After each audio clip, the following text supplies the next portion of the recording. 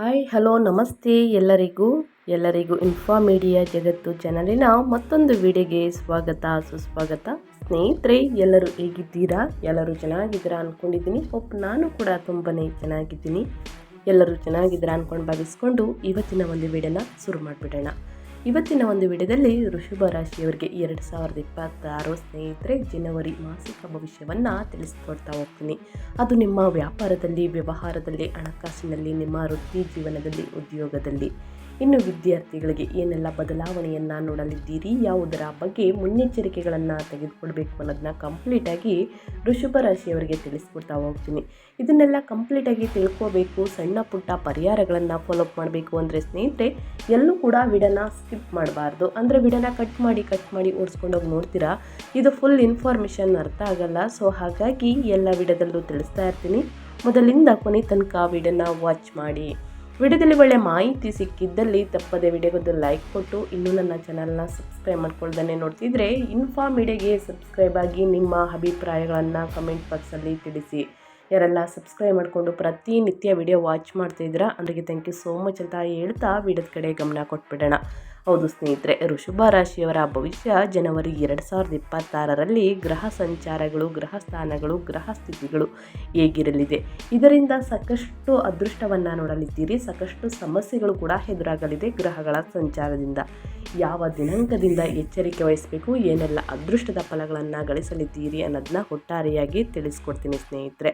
So ಹಾಗಾಗಿ ತಪ್ಪದೆ ವಿಡಿಯೋನ ಎಲ್ಲೂ ಕೂಡ ಸ್ಕಿಪ್ ಮಾಡ್ದೇ ಮೊದಲಿಂದ ಕೊನೆ ತನಕ ವಿಡಿಯೋನ ವಾಚ್ ಮಾಡಿ. ವಿಡಿಯೋದಲ್ಲಿ ಒಳ್ಳೆ ಮಾಹಿತಿ ಸಿಕ್ಕಿದ್ದಲ್ಲಿ ವೃಷಭ ರಾಶಿಯವರಿಗೆ ತಪ್ಪದೆ ವಿಡಿಯೋಗೊಂದು ಲೈಕ್ ಕೊಟ್ಟು ಸಬ್ಸ್ಕ್ರೈಬ್ ಮಾಡಿಕೊಂಡು ವಾಚ್ ಮಾಡಿ ಅಂತ ಹೇಳ್ತಾ ತಡ ಮಾಡೋದು ಬೇಡ, ವಿಡಿಯೋದ ಕಡೆ ಗಮನ ಕೊಟ್ಬಿಡೋಣ. ವೃಷಭ ರಾಶಿಯ ಗ್ರಹಸ್ಥಿತಿಗಳು ಜನವರಿ 2026ರಲ್ಲಿ ಸೂರ್ಯ ಧನು ರಾಶಿಯಲ್ಲಿ 8ನೇ ಮನೆಯಲ್ಲಿ, ಮಕರ 9ನೇ ಮನೆಯಲ್ಲಿ ಜನವರಿ 14ರಿಂದ ಇರಲಿದ್ದಾರೆ. ಇನ್ನು ಕುಜ ಮಂಗಳ ಧನು ರಾಶಿಯಲ್ಲಿ 8ನೇ ಮನೆಯಲ್ಲಿ, ಇನ್ನು ಮಕರ 9ನೇ ಮನೆಯಿಂದ ಜನವರಿ 16ರಿಂದ ಸಂಚಾರವನ್ನು ಮಾಡಲಿದ್ದಾರೆ. ಇನ್ನು ಶುಕ್ರ ಧನು ರಾಶಿಯಿಂದ ಸ್ನೇಹಿತರೆ ಮಕರ ರಾಶಿಗೆ ಅಂದರೆ 8ನೇ ಮನೆಯಿಂದ 9ನೇ ಮನೆಗೆ ಮಕರ ರಾಶಿಗೆ ಜನವರಿ 13ರಂದು ಸ್ನೇಹಿತರೆ ಸ್ಥಳಾಂತರಗೊಳ್ಳುತ್ತಾರೆ.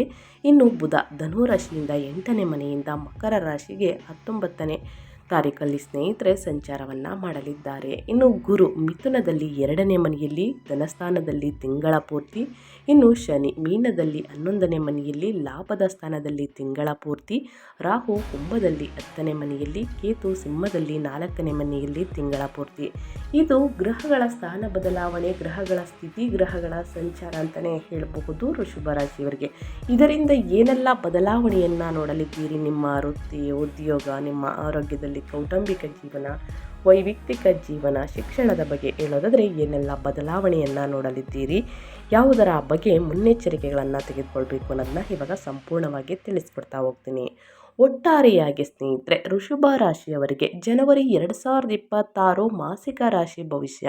ಜನವರಿ ತಿಂಗಳು ನಿಮಗೆ ಸ್ವಲ್ಪ ವಿಭಿನ್ನವಾಗಿ ಪ್ರಾರಂಭವಾಗುತ್ತದೆ. ತಿಂಗಳ ಮೊದಲಾರ್ಧದಲ್ಲಿ ನೀವು ಅನೇಕ ವಿಷಯಗಳನ್ನು ಮೌನವಾಗಿ ನಿಭಾಯಿಸುತ್ತಿರುವಂತೆ ಭಾವಿಸಬಹುದು. ಜವಾಬ್ದಾರಿಗಳು, ದಾಖಲೆಗಳು, ಹಠಾತ್ ಬದಲಾವಣೆಗಳು ಅಥವಾ ಎಲ್ಲರೊಂದಿಗೂ ಚರ್ಚಿಸಲು ಇಷ್ಟಪಡದ ವಿಷಯಗಳು ಹೊರಗಿನಿಂದ ನೋಡುವವರಿಗೆ ನೀವು ಸಾಮಾನ್ಯವಾಗಿ ಕಂಡರೂ ಆಂತರಿಕವಾಗಿ ನೀವು ಸಾಕಷ್ಟು ವಿಷಯಗಳನ್ನು ಲೆಕ್ಕಾಚಾರ ಹಾಕುತ್ತಿದ್ದೀರಿ. ಜನವರಿ ಮಧ್ಯಭಾಗದಿಂದ ವಾತಾವರಣವು ಹಗುರವಾಗುತ್ತದೆ ಮತ್ತು ಸ್ಪಷ್ಟವಾಗುತ್ತದೆ. ನಿಮ್ಮ ಮನಸ್ಸು ಮುಕ್ತವಾದಂತೆ, ಆತ್ಮವಿಶ್ವಾಸ ಮರಳಿದಂತೆ ಮತ್ತು ಸರಿಯಾದ ದಿಕ್ಕು ಕಾಣುವಂತೆ ಭಾವಿಸಬಹುದು. ಸೂರ್ಯನು ಜನವರಿ 14ರಂದು ನಿಮ್ಮ 9ನೇ ಮನೆಗೆ ಅಂದರೆ ಭಾಗ್ಯದ ಸ್ಥಾನಕ್ಕೆ ಮತ್ತು ಕುಜನು ಜನವರಿ 16ರಂದು ಅದೇ ಮನೆಗೆ ಪ್ರವೇಶಿಸುವುದರಿಂದ ಅದೃಷ್ಟದ ಬೆಂಬಲ ಹೆಚ್ಚಾಗುತ್ತದೆ. ಪ್ರಯಾಣ ಮತ್ತು ಕಲಿಕೆ ಸಕ್ರಿಯವಾಗಿರುತ್ತದೆ ಮತ್ತು ನಿಮ್ಮ ವೃತ್ತಿಪರ ನಿರ್ಧಾರಗಳು ದಿಟ್ಟ ಮತ್ತು ಪ್ರಾಯೋಗಿಕವಾಗಿರುತ್ತದೆ ಸ್ನೇಹಿತರೆ. ಇನ್ನು 2ನೇ ಮನೆಯಲ್ಲಿರುವಂತಹ ಗುರು ಹಣಕಾಸು, ಕುಟುಂಬದ ಬೆಂಬಲ ಮತ್ತು ಉತ್ತಮ ಮಾತುಗಾರಿಕೆಯನ್ನು ಬೆಂಬಲಿಸುತ್ತಾನೆ. 11ನೇ ಮನೆಯಲ್ಲಿರುವಂತಹ ಶನಿ ನಿಧಾನವಾಗಿ ಆದರೆ ಸ್ಥಿರವಾದ ಲಾಭವನ್ನು ನೀಡುತ್ತಾನೆ. 10ನೇ ಮನೆಯಲ್ಲಿರುವ ರಾಹು ನಿಮ್ಮ ವೃತ್ತಿ ಜೀವನವನ್ನು ಬಹಳ ಸಕ್ರಿಯಗೊಳಿಸುತ್ತಾನೆ. ನೀವು ಎಂದಿಗಿಂತಲೂ ಹೆಚ್ಚು ಗಮನಕ್ಕೆ ಬರ್ತೀರಿ ಮತ್ತು ಚರ್ಚಿಸಲ್ಪಡ್ತೀರಿ ಅಂತಲೇ ಹೇಳ್ಬೋದು ಸ್ನೇಹಿತರೆ. ಇದು ಒಟ್ಟಾರೆಯಾಗಿ ಭವಿಷ್ಯ ಇನ್ನು ಒಂದೊಂದಾಗಿ ತಿಳಿಸ್ಕೊಡ್ತಾ ಹೋಗ್ತೀನಿ. ಯಾವ ದಿನಾಂಕದಿಂದ ಎಚ್ಚರಿಕೆ ವಹಿಸಬೇಕು ಅಂದರೆ ವೃತ್ತಿ ಮತ್ತು ಉದ್ಯೋಗದ ಬಗ್ಗೆ. ಕೆರಿಯರ್ ಮತ್ತು ಜಾಬ್ ಬಗ್ಗೆ ಹೇಳೋದಾದರೆ ವೃಷಭ ರಾಶಿಯವರಿಗೆ ತಿಂಗಳ ಮೊದಲಾರ್ಧದಲ್ಲಿ ಕೆಲಸವು ಶಾಂತವಾಗಿದ್ದರೂ ತೀವ್ರವಾಗಿರುವಂತೆ ಭಾವಿಸಬಹುದು. ನೀವು ಸೂಕ್ಷ್ಮ ಕಾರ್ಯಗಳು, ಗೌಪ್ಯ ಜವಾಬ್ದಾರಿಗಳು ಅಥವಾ ಬಹಿರಂಗವಾಗಿ ವಿವರಿಸಲಾಗದ ಒತ್ತಡವನ್ನು ನಿಭಾಯಿಸಬಹುದು. ಕೆಲಸದ ಸ್ಥಳದಲ್ಲಿ ಜನರು ನಿಮ್ಮನ್ನು ಸೂಕ್ಷ್ಮವಾಗಿ ಗಮನಿಸುತ್ತಿದ್ದಾರೆ ಎಂದು ಅನುಭವಿಸಬಹುದು ಸ್ನೇಹಿತರೆ. ಆದರೆ ನಿಮಗೆ ತೊಂದರೆ ನೀಡಲು ಅಲ್ಲ, ಆದರೆ ನಿಮ್ಮ ಪಾತ್ರವು ಪ್ರಮುಖವಾಗುತ್ತಿದ್ದಂತೆ ಎಂಬ ಕಾರಣಕ್ಕೆ ಸ್ನೇಹಿತರೆ ನಿಮಗೆ ಆ ರೀತಿ ಅನಿಸಬಹುದು. ನಿಮ್ಮ ವೃತ್ತಿ ಜೀವನದ ದಿಕ್ಕು ಬದಲಾಗುತ್ತಿದೆ ಎಂದು ನಿಮಗೆ ಅನಿಸಬಹುದು. ದಂಡವನ್ನು ಬದಲಾಯಿಸಬಹುದು, ಕೆಲಸದ ಪಾತ್ರವನ್ನು ಬದಲಾಯಿಸಬಹುದು. ನೀವು ಮಾಡುವಂತಹ ಕೆಲಸದ ಜನರೊಂದಿಗೆ ತಂಡವನ್ನು ಸ್ನೇಹಿತರೆ ಬದಲಾಯಿಸ್ಬೋದು. ಅಂದರೆ ಇವರೊಂದಿಗೆ ಇದ್ದರೆ ಚೆನ್ನಾಗಿರಲ್ಲ, ಇನ್ನು ಬೇರೆಯವರೊಂದಿಗೆ ಇದ್ದರೆ ಚೆನ್ನಾಗಿರ್ತೀವಿ ಅನ್ನೋ ಭಾವನೆ ನಿಮ್ಮಲ್ಲಿ ಮೂಡಬಹುದು. ಉತ್ತಮ ಭವಿಷ್ಯವನ್ನು ನೀಡುವ ಕೌಶಲ್ಯವನ್ನು ಕಲಿಯುವ ಬಗ್ಗೆ ನೀವು ಯೋಚಿಸಬಹುದು. ನೀವು ತಕ್ಷಣ ಕಾರ್ಯನಿರ್ವಹಿಸುತ್ತಿದ್ದರೆ ಆ ಆಲೋಚನೆ ಈಗ ಪ್ರಬಲವಾಗುತ್ತದೆ ಸ್ನೇಹಿತರೆ. ಇನ್ನು ಜನವರಿ 14ರ ನಂತರ ನೀವು ಹೆಚ್ಚು ಭರವಸೆ ಮತ್ತು ಸ್ಪಷ್ಟತೆಯನ್ನು ಅನುಭವಿಸುತ್ತೀರಿ. ಹಿರಿಯರು ಅಥವಾ ಮಾರ್ಗದರ್ಶಕರು ನಿಮ್ಮನ್ನು ಬೆಂಬಲಿಸಬಹುದು. ನಿಮ್ಮಲ್ಲಿ ಕೆಲವರು ಕೆಲಸಕ್ಕಾಗಿ ಪ್ರಯಾಣಿಸಲು, ಸೆಮಿನಾರ್, ತರಬೇತಿ ಅಥವಾ ಪ್ರಮುಖ ಅಧಿಕೃತ ಸಭೆಯಲ್ಲಿ ಭಾಗವಹಿಸಲು ಅವಕಾಶವನ್ನು ಪಡೆಯಬಹುದು. ಇನ್ನು ಜನವರಿ 16ರ ನಂತರ ನಿಮ್ಮ ಆತ್ಮವಿಶ್ವಾಸ ಬಲಗೊಳ್ಳುತ್ತದೆ. ನೀವು ದೃಢವಾಗಿ ಮಾತನಾಡಲು, ಉತ್ತಮವಾಗಿ ಚೌಕಾಸಿಯನ್ನು ಮಾಡಲು ಮತ್ತು ಹೆಚ್ಚು ಯೋಚಿಸದ ನಿರ್ಧಾರಗಳನ್ನು ತೆಗೆದುಕೊಳ್ಳಲು ಪ್ರಾರಂಭಿಸ್ತೀರಿ. ಮನ್ನಣೆಯನ್ನು ಪಡೆಯಲು, ಉತ್ತಮ ಹುದ್ದೆಗೆ ಅರ್ಜಿ ಸಲ್ಲಿಸಲು ಮತ್ತು ಸಭೆಗಳಲ್ಲಿ ಅಧಿಕೃತವಾಗಿರಲು ಸ್ನೇಹಿತರೆ ಮಾತನಾಡಲು ಇದು ಉತ್ತಮ ಹಂತವಾಗಿದೆ. ಸರಿಯಾದ ರೀತಿಯಲ್ಲಿ ಯೋಚಿಸಿ ನಿರ್ಧಾರಗಳನ್ನು ತೆಗೆದುಕೊಂಡು ಮಾತನಾಡುವುದು ಬಹಳ ಮುಖ್ಯವಾಗುತ್ತದೆ. ಇನ್ನು ಜನವರಿ 17ರ ನಂತರ ಸಂವಹನ ಮತ್ತು ದಾಖಲೆಗಳು ಕೆಲಸ ಸುಧಾರಿಸುತ್ತದೆ. ಸಂದರ್ಶನಗಳು, ಪ್ರಸ್ತುತಿಗಳು ಮತ್ತು ಅನುಮೋದನೆಗಳು ವೇಗವಾಗಿ ಚಲಿಸುತ್ತವೆ. ನೀವು ಉದ್ಯೋಗ ಬದಲಾವಣೆಯನ್ನು ಯೋಚಿಸುತ್ತಿದ್ದರೆ ದೀರ್ಘಾವಧಿಯಲ್ಲಿ ಉತ್ತಮ ಪ್ರತಿಕ್ರಿಯೆಯನ್ನು ನೀಡುತ್ತದೆ. ಸಲಹೆಗಳ ಬಗ್ಗೆ ಹೇಳೋದಾದರೆ ವಿಷಯಗಳು ನಿಧಾನವಾಗಿ ನಡೆಯುತ್ತಿವೆ ಎಂದು ನಿಮ್ಮ ಪ್ರಗತಿಯನ್ನು ಅನುಮಾನಿಸಬೇಡಿ. ಶನಿಯು ಹಂತವಾಗಿ ಫಲಿತಾಂಶಗಳನ್ನು ನೀಡುತ್ತಾನೆ ಮತ್ತು ಈ ತಿಂಗಳು ನಿಮಗೆ ಭದ್ರ ಬುನಾದಿಯನ್ನು ಹಾಕುತ್ತಿದೆ. ಸ್ನೇಹಿತರೆ, ಕೆರಿಯರ್ ಮತ್ತು ಜಾಬಲ್ಲಿ ಏನೆಲ್ಲ ಬದಲಾವಣೆಯನ್ನು ನೋಡಲಿದ್ದೀರಿ, ಯಾವುದರ ಬಗ್ಗೆ ಮುನ್ನೆಚ್ಚರಿಕೆಗಳನ್ನು ತೆಗೆದುಕೊಳ್ಬೇಕು ಅನ್ನೋದನ್ನ ಕಂಪ್ಲೀಟಾಗಿ ತಿಳಿಸ್ಕೊಟ್ಟಿದ್ದೀನಿ. ಇನ್ನು ಹಣಕಾಸಿನ ವಿಚಾರಕ್ಕೆ ಬಂದರೆ ಸ್ನೇಹಿತರೆ, ಆರ್ಥಿಕವಾಗಿ ಈ ತಿಂಗಳು ನಿಮಗೆ ಬೆಂಬಲ ನೀಡುತ್ತದೆ. 2ನೇ ಮನೆಯಲ್ಲಿರುವ ಗುರುವಿನಿಂದ ಧನಸ್ಥಾನ ಹಣಕಾಸಿನ ವಿಷಯಗಳು ನಿಧಾನವಾಗಿ ಮತ್ತು ಸ್ಥಿರವಾಗಿ ಸುಧಾರಿಸುತ್ತದೆ. ನಿಮ್ಮ ಆದಾಯವು ಹೆಚ್ಚು ಸ್ಥಿರವಾಗುತ್ತಿದೆ ಅಥವಾ ಅಗತ್ಯವಿದ್ದಾಗ ಕುಟುಂಬದಿಂದ ಸಹಾಯ ಪಡೆಯುತ್ತೀರಿ ಎಂದು ನೀವು ಗಮನಿಸಬಹುದು. ಮೊದಲಾರ್ಧದಲ್ಲಿ ನಿಮ್ಮಲ್ಲಿ ಕೆಲವರಿಗೆ ಹಠಾತ್ ಖರ್ಚುಗಳು ಎದುರಾಗಬಹುದು. ಆರೋಗ್ಯ, ರಿಪೇರಿ, ವಿಮೆ, ಬಾಕಿ ಇರುವ ಸಾಲಗಳು ಅಥವಾ ಕುಟುಂಬದ ಜವಾಬ್ದಾರಿಗಳು ಈಗಾಗಲೇ ಏಕೆ ಎಂದು ಅನುಭವಿಸಬಹುದು, ಆದರೆ ನೀವು ಅದನ್ನು ನಿಭಾಯಿಸಲಿದ್ದೀರಿ ಸ್ನೇಹಿತರೆ. ಉಳಿತಾಯವನ್ನು ಯೋಜಿಸಲು, ಹಳೆಯ ಸಾಲಗಳನ್ನು ತೀರಿಸಲು ಮತ್ತು ದೀರ್ಘಕಾಲೀನ ನಿರ್ಧಾರಗಳನ್ನು ತೆಗೆದುಕೊಳ್ಳಲು ದೀರ್ಘಾರ್ಧವು ಸ್ನೇಹಿತರೆ ಅಂದರೆ ದ್ವಿತೀಯಾರ್ಧವು ಸ್ನೇಹಿತರೆ ಉತ್ತಮವಾಗಿರಲಿದೆ. ಅಪಾಯಕಾರಿ ಹೂಡಿಕೆಗಳನ್ನು ಅಂದರೆ ರಿಸ್ಕ್ ಇನ್ವೆಸ್ಟ್ಮೆಂಟ್ಸ್ ತಪ್ಪಿಸಿ ಮತ್ತು ಆಪ್ತರಿಗೂ ಸಹ ಕುರುಡರಾಗಿ ಸಾಲ ನೀಡುವುದನ್ನು ತಪ್ಪಿಸಿ.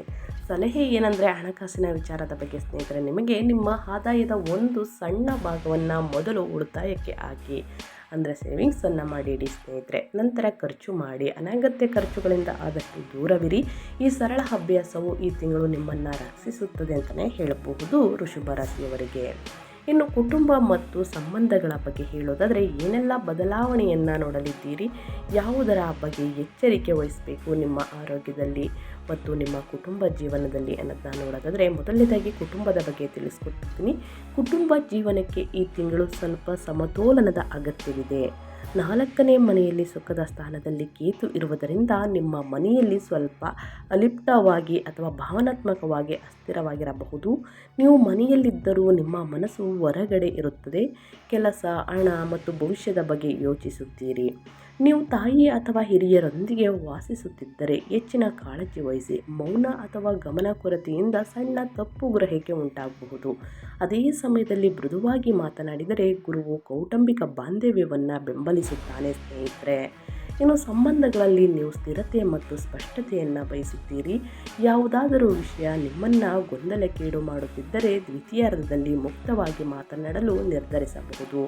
ಈ ತಿಂಗಳು ಪ್ರಾಮಾಣಿಕ ಸಂಭಾಷಣೆಯನ್ನು ಬೆಂಬಲಿಸುತ್ತದೆ. ಸಲಹೆ ಬಗ್ಗೆ ಹೇಳೋದಾದರೆ ಎಲ್ಲವನ್ನ ಮನಸ್ಸಿನಲ್ಲೇ ಇಟ್ಕೊಳ್ಬೇಡಿ. ಒಂದು ಶಾಂತವಾದ ಮಾತುಕತೆ ಮನೆಯಲ್ಲಿ ನೆಮ್ಮದಿ ತರಬಲ್ಲದು ಸ್ನೇಹಿತರೆ. ಹಾಗಾಗಿ ಯಾವುದೇ ವಿಚಾರ ಬರಲಿ ಸ್ನೇಹಿತರೆ, ಮೌನವೇ ಉತ್ತರ ಅಲ್ಲ. ಕೂತು ಮಾತನಾಡಿ, ಮೃದುವಾಗಿ ಮಾತನಾಡಿ, ಸೌಮ್ಯವಾಗಿ ಮಾತನಾಡಿ ಬಗೆಹರಿಸಿ ಸ್ನೇಹಿತರೆ.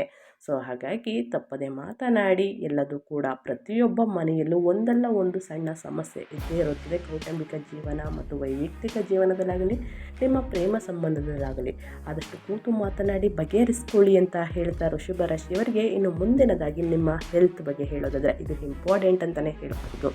ಎಲ್ಲದಕ್ಕಿಂತ ಇಂಪಾರ್ಟೆಂಟ್ ನಿಮ್ಮ ಆರೋಗ್ಯ. ಮೊದಲಾರ್ಧದಲ್ಲಿ ಆರೋಗ್ಯದ ಕಡೆ ಗಮನ ಬೇಕು ಸ್ನೇಹಿತರೆ. ವೃಷಭ ರಾಶಿಯವರಿಗೆ ಗುಪ್ತ ಒತ್ತಡದಿಂದಾಗಿ ನೀವು ಮಾನಸಿಕವಾಗಿ ಅಥವಾ ದೈಹಿಕವಾಗಿ ಸುಸ್ತಾಗಬಹುದು. ನಿಮ್ಮಲ್ಲಿ ಕೆಲವರು ವಿಶ್ರಾಂತಿಯನ್ನು ನಿರ್ಲಕ್ಷಿಸಿದರೆ ನಿದ್ರಾಹೀನತೆ, ಅಸಿಡಿಟಿ, ಜೀರ್ಣಕ್ರಿಯೆ ಸಮಸ್ಯೆಗಳು ಅಥವಾ ಹಠಾತ್ ಮೈಕೈ ನೋವು ಎದುರಿಸಬಹುದು.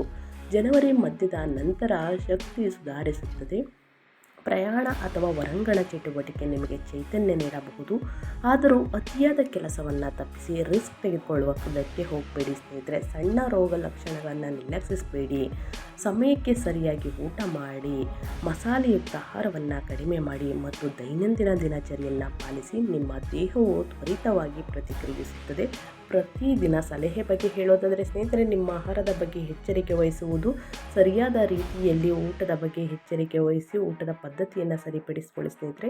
ಮಸಾಲೆ ಭರಿತ ಊಟವನ್ನು ಕಡಿಮೆ ಮಾಡಿ, ಹೊರಗಿನ ತಿಂಡಿ ತಿನಿಸುಗಳನ್ನು ಕಡಿಮೆ ಮಾಡಿ, ಮನೆಯಲ್ಲಾಗಲಿ ಜಿಮ್ಮಲ್ಲಾಗಲಿ ಸ್ನೇಹಿತರೆ, ಇನ್ನು ಹೊರಗೆ ವಾಕಿಂಗ್ ಆಗಲಿ ಸ್ನೇಹಿತರೆ ಮಾಡೋದು ಬಹಳ ಮುಖ್ಯ. ವ್ಯಾಯಾಮ, ಧ್ಯಾನ ಪ್ರತಿದಿನ ಮಾಡಿ ಅಂತ ಹೇಳ್ತಾ, ಈ ರೀತಿ ಮಾಡಿದ್ದಲ್ಲಿ ಖಂಡಿತವಾಗಿ ಉನ್ನತ ಆರೋಗ್ಯವನ್ನು ಪಡೆದುಕೊಳ್ಳಲಿದ್ದೀರಿ ಸ್ನೇಹಿತರೆ. ಯಾವುದರ ಬಗ್ಗೆ ನಿಮ್ಮ ಆರೋಗ್ಯದಲ್ಲಿ ಎಚ್ಚರಿಕೆ ವಹಿಸಬೇಕು ಅನ್ನೋದನ್ನ ಸಂಪೂರ್ಣವಾಗಿ ತಿಳಿಸ್ಕೊಟ್ಟಾಯಿತು. ಇನ್ನು ವ್ಯಾಪಾರದ ಬಗ್ಗೆ ಹೇಳೋದಾದರೆ ಏನೆಲ್ಲ ಬದಲಾವಣೆಯನ್ನು ನೋಡಲಿದ್ದೀರಿ, ಯಾವುದರ ಬಗ್ಗೆ ಎಚ್ಚರಿಕೆ ವಹಿಸಬೇಕು ಅನ್ನೋದನ್ನ ನೋಡ್ತಾ ಹೋಗೋಣ. ವ್ಯಾಪಾರದ ಬಗ್ಗೆ ಹೇಳೋದಾದರೆ ವ್ಯಾಪಾರದ ಮಾಲೀಕರು ಈ ತಿಂಗಳು ವೃತ್ತಿ ಗೋಚರತೆ ಹೆಚ್ಚಾಗುವುದನ್ನು ಅನುಭವಿಸಬಹುದು. 10ನೇ ಮನೆಯಲ್ಲಿ ರಾಹು ಇರುವುದರಿಂದ ನೀವು ಹಠಾತ್ ಹೊಸ ಸಂಪರ್ಕಗಳು, ಆಫರ್ಗಳು ಅಥವಾ ಆನ್ಲೈನ್ ಪ್ರಚಾರ ಪಡೆಯಬಹುದು. ಜನರು ನಿಮ್ಮ ಕೆಲಸದ ಬಗ್ಗೆ ಎಂದಿಗಿಂತಲೂ ಹೆಚ್ಚು ಮಾತನಾಡುತ್ತಿದ್ದಾರೆ ಎಂದು ನೀವು ಕಂಡುಕೊಳ್ಳಬಹುದು. ಕೆಲವೊಮ್ಮೆ ಒಳ್ಳೆಯದು, ಕೆಲವೊಮ್ಮೆ ಗೊಂದಲಮಯ, ಆದರೆ ಒಟ್ಟಾರೆಯಾಗಿ ಇದು ನಿಮ್ಮ ವ್ಯಾಪ್ತಿಯನ್ನು ಹೆಚ್ಚಿಸುತ್ತದೆ. ಇನ್ನು ಯೋಜನೆ ಬಗ್ಗೆ ಹೇಳೋದಾದರೆ ಪುನರ್ರಚನೆ ಮತ್ತು ಪಾವತಿಗಳ ಸಿಬ್ಬಂದಿ ಅಥವಾ ದಾಖಲೆಗಳಂತಹ ಹಳೆಯ ಸಮಸ್ಯೆಗಳನ್ನು ಸರಿಪಡಿಸಲು ಮೊದಲಾರ್ಧವು ಉತ್ತಮವಾಗಿದೆ. ದ್ವಿತೀಯಾರ್ಧವು ಪ್ರಯಾಣ, ವಿಸ್ತರಣೆ ಮತ್ತು ಹೊಸ ಡೀಲ್ಗಳನ್ನು ಬೆಂಬಲಿಸುತ್ತದೆ ಸ್ನೇಹಿತರೆ. ಹೂಡಿಕೆಯನ್ನು ಮಾಡಬೇಕು ಅಂದರೆ ಹಿರಿಯರ ಮಾರ್ಗದರ್ಶನವನ್ನು ತೆಗೆದುಕೊಂಡು ಹೂಡಿಕೆಯನ್ನು ಮಾಡಿ. ಲಾಭ ಮುಂದಿನ ದಿನಗಳಲ್ಲಿ ಖಂಡಿತವಾಗಿಯೂ ಇರಲಿದೆ. ಶುಕ್ರ ಸಂಚಾರದಿಂದ ಸಾಕಷ್ಟು ಅದೃಷ್ಟವನ್ನು ಗಳಿಸಲಿದ್ದೀರಿ. ಆದರೆ ಹಣಕಾಸಿನ ವಿಚಾರದಲ್ಲಿ ಬಹಳಷ್ಟು ಎಚ್ಚರಿಕೆ ವಹಿಸಿ. ಇನ್ನು ಸಲಹೆ ಬಗ್ಗೆ ಹೇಳೋದಾದರೆ ನೀವು ಪೂರೈಸಲು ಸಾಧ್ಯವಾಗುವುದಕ್ಕಿಂತ ಹೆಚ್ಚಿದ್ದನ್ನು ಭರವಸೆ ನೀಡಬೇಡಿ. ಸ್ಥಿರತೆಯು ನಿಮಗೆ ದೀರ್ಘಕಾಲೀನ ಯಶಸ್ಸನ್ನು ತರುತ್ತದೆ. ಇನ್ನು ವಿದ್ಯಾರ್ಥಿಗಳ ಬಗ್ಗೆ ಹೇಳೋದಾದರೆ ಅತಿಯಾದ ಆಲೋಚನೆ ಅಥವಾ ಭಾವನಾತ್ಮಕ ಅಸ್ಥಿರತೆಯಿಂದಾಗಿ ವಿದ್ಯಾರ್ಥಿಗಳು ಮೊದಲಾರ್ಧದಲ್ಲಿ ಸ್ನೇಹಿತರೆ, ಅಂದರೆ ವಿದ್ಯಾರ್ಥಿಗಳು ಜನವರಿ ಮೊದಲಾರ್ಧದಲ್ಲಿ ಸ್ವಲ್ಪ ಏಕಾಗ್ರತೆ ಕಳೆದುಕೊಳ್ಳಬಹುದು. ಆದರೆ ದ್ವಿತೀಯಾರ್ಧ ಪ್ರಾರಂಭವಾದ ನಂತರ ಗಮನ ಸುಧಾರಿಸುತ್ತದೆ ಮತ್ತು ಆತ್ಮವಿಶ್ವಾಸ ಮರಳುತ್ತದೆ. ನಿಮ್ಮಲ್ಲಿ ಕೆಲವರು ಉನ್ನತ ವ್ಯಾಸಂಗ, ಪರೀಕ್ಷೆಗಳು, ಪ್ರಾಮಾಣೀಕರಣ ಅಥವಾ ಸಂದರ್ಶನ ತಯಾರಿಗಾಗಿ ಗಂಭೀರವಾಗಿ ಯೋಜಿಸಬಹುದು. ಈ ತಿಂಗಳು ಕಲಿಕೆ ಮತ್ತು ಶಿಕ್ಷಕರ ಮಾರ್ಗದರ್ಶನವನ್ನು ಪಡೆಯುವುದನ್ನು ಬೆಂಬಲಿಸುತ್ತದೆ ಸ್ನೇಹಿತರೆ. ಪ್ರತಿದಿನ ನಿಗದಿತ ಸಮಯದವರೆಗೆ ಓದಿ. ಕೊನೆಯ ಕ್ಷಣದ ಒತ್ತಡಕ್ಕಿಂತ ಸಣ್ಣ ಸ್ಥಿರವಾದ ಪ್ರಯತ್ನವು ಉತ್ತಮ ಫಲಿತಾಂಶಗಳನ್ನು ನೀಡುತ್ತದೆ. ಪ್ರತಿದಿನ ಅಧ್ಯಯನದ ಕಡೆ ಗಮನ ಕೊಡಿ ಅಂತ ಹೇಳ್ತಾ, ಇನ್ನು ವೃತ್ತಿ ಸ್ಥಿರತೆಗಾಗಿ ಈ ಪರಿಹಾರವನ್ನು ಮಾಡಬೇಕಾಗುತ್ತದೆ. ಜನವರಿ 14ರ ನಂತರ ಬೆಳಿಗ್ಗೆ ಸೂರ್ಯನಿಗೆ ನೀರನ್ನು ಅರ್ಪಿಸಿ. ಲಾಭ ಮತ್ತು ಬೆಂಬಲಕ್ಕಾಗಿ ಗುರುವಾರದಂದು ಆಹಾರ ಅಥವಾ ಸಿಹಿ ತಿಂಡಿಗಳನ್ನು ದಾನ ಮಾಡಿ. ಕುಟುಂಬ ಮತ್ತು ಹಣಕಾಸಿಗೆ ಗುರುವಿನ ಬೆಂಬಲ ಸಿಗಲಿದೆ. ಇನ್ನು ಒತ್ತಡ ನಿಯಂತ್ರಣಕ್ಕಾಗಿ ಶನಿವಾರದಂದು ಕಪ್ಪು ಎಳ್ಳು, ಕಂಬಳಿ ದಾನ ಮಾಡಿ ಮತ್ತು ತಡರಾತ್ರಿ ಆಲೋಚನೆಗಳನ್ನು ಆದಷ್ಟು ತಪ್ಪಿಸಿ. ಇನ್ನು ಏಕಾಗ್ರತೆಗಾಗಿ, ನೆಮ್ಮದಿಗಾಗಿ, ಶಾಂತಿ ಮತ್ತು ಸ್ಪಷ್ಟತೆಗಾಗಿ ಪ್ರತಿದಿನ 11 ಬಾರಿ ಓಂ ನಮಃ ಶಿವಾಯ ಎಂದು ಜಪಿಸಿ ಸ್ನೇಹಿತರೆ. ಇನ್ನು ಅದೇ ರೀತಿ ಮನೆಯಲ್ಲಿ ಶಾಂತಿಗಾಗಿ ಸಂಜೆ ಮನೆಯಲ್ಲಿ ತುಪ್ಪದ ದೀಪವನ್ನು ಹಚ್ಚಿ ದಿನಕ್ಕೆ 5 ನಿಮಿಷನಾದರೂ ಸಾಕು ಸ್ನೇಹಿತರೆ. ಸೊ ಈ ಪರಿಹಾರವನ್ನು ಮಾಡಿ ಸಂಪೂರ್ಣವಾಗಿ ಕಷ್ಟಗಳು ಸಮಸ್ಯೆಗಳು ಕಡಿಮೆಯಾಗಲಿದೆ ಅಂತ ಹೇಳ್ತಾ ನಾನು ವಿಡಿಯೋನ ಎಂಡ್ ಮಾಡ್ತಾ ಇದ್ದೀನಿ. ಇವತ್ತಿನ ಒಂದು ವಿಡಿಯೋದಲ್ಲಿ ಒಳ್ಳೆಯ ಮಾಹಿತಿ ಸಿಕ್ಕಿದ್ದಲ್ಲಿ, ಈ ವಿಡಿಯೋ ಯೂಸ್ಫುಲ್ ಅನಿಸಿದ್ದಲ್ಲಿ ವಿಡಿಯೋಗೆ ಲೈಕ್ ಮಾಡೋದನ್ನ ಮರ್ತಿದ್ರೆ ಲೈಕ್ ಮಾಡಿ, ಸಬ್ಸ್ಕ್ರೈಬ್ ಆಗಿಲ್ಲ ಅಂದರೆ ಇನ್ಫೋ ಮೀಡಿಯಾಗೆ ಸಬ್ಸ್ಕ್ರೈಬ್ ಆಗಿ ಅಂತ ಹೇಳ್ತಾ ನಿಮಗೂ ಮತ್ತು ನಿಮ್ಮ ಕುಟುಂಬಕ್ಕೆ ತುಂಬಾ ಒಳ್ಳೆಯದಾಗಲಿ. ಮತ್ತೊಂದು ವಿಡಿಯೋದಲ್ಲಿ ಸಿಗ್ತೀನಿ. Thank you for watching.